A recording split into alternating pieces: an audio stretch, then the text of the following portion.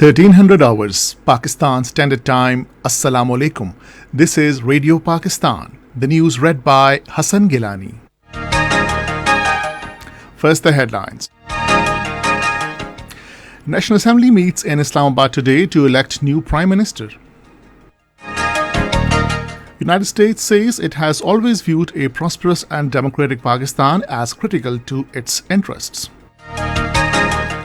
A report released by Kashmir Media Service says in Indian illegally occupied Jammu and Kashmir is witnessing a new wave of state terrorism since fascist Modi attained power in India.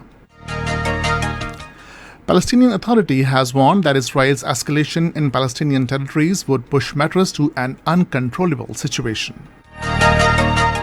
And now the news in detail. The National Assembly will elect a new Prime Minister today. The National Assembly Secretariat has accepted the nomination papers of President PMLN Shehbaz Sharif and Vice Chairman PTI Shah Mahmood Qureshi for the slot. The House will meet at 2 p.m. today. Senior leader of Pakistan People's Party Qamar Zaman Kaira says electoral reforms is the combined agenda of political parties and laws will be drafted in this regard. Talking to a private news channel, he said electoral reforms are essential for holding free, fair and transparent elections in the country. Qamar Zaman Kaira said a commission should be constituted over the issue of threatening letter which should probe the matter. He said the past should be ignored and all political parties should work for development of the country and welfare of the people. Senior leader of Pakistan Muslim League Nawaz Ahsan Iqbal says the new government will take on board the opposition benches on national issues. Talking to a private news channel, he said the new government will hold by-elections if the PTI members resign from their seats. Ahsan Iqbal said the issue of threatening letter would be thoroughly investigated for its logical end. He said Pakistan Tehreek-e-Insaf used the letter for its face-saving to exit the government. Ahsan Iqbal said Imran Khan had made hostage the entire democratic system just for its self-esteem.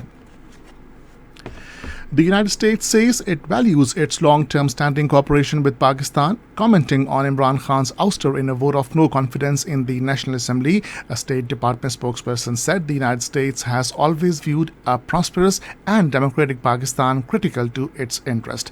The spokesperson said Pakistan has democratic processes outlined in its constitution to determine its leadership and the government. He was of the view that all political parties will adhere to the rule of law, good governance and democratic principles. Indian illegally occupied Jammu and Kashmir is witnessing a new wave of state terrorism since fascist Modi attained power in India. According to a report released by Kashmir Media Service, the fascist Modi regime is using every kind of oppression to subdue the Kashmiris' freedom struggle. It said fake encounters, killings, abductions and torture are witnessed on daily basis in the occupied territory. According to the report, Indian troops have martyred 95,995 Kashmiris in the last over 3 decades in Indian illegally occupied Jammu and Kashmir. It said the Kashmiris are ready to give every sacrifice to secure their right to self-determination, and India must be punished for its flagrant violations of international laws in the occupied territory. Austrian Chancellor Karl Nehammer will meet Russian President Vladimir Putin in Moscow today to discuss the situation in the region. Karl Nehammer will be the first European leader to meet Vladimir Putin since the invasion began.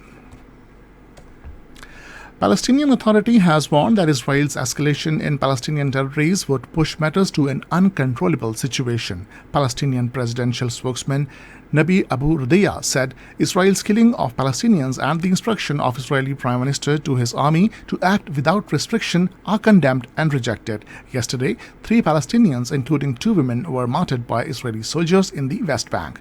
Abu Rudeya also condemned Israel's decision to allocate $111 billion to strengthen the separation wall between the West Bank and Israel after the recent wave of shooting attacks.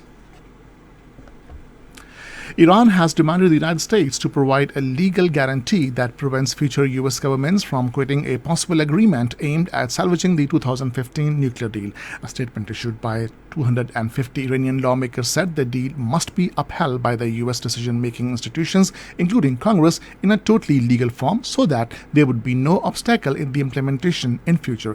It said the U.S. should also ensure that sanctions lifted from Iran would not be reimposed. And this is the end of the news. For more news and analysis, log on to our website radio.gov.pk and also watch live video streaming of our bulletins on the link facebook.com/Radio Pakistan. News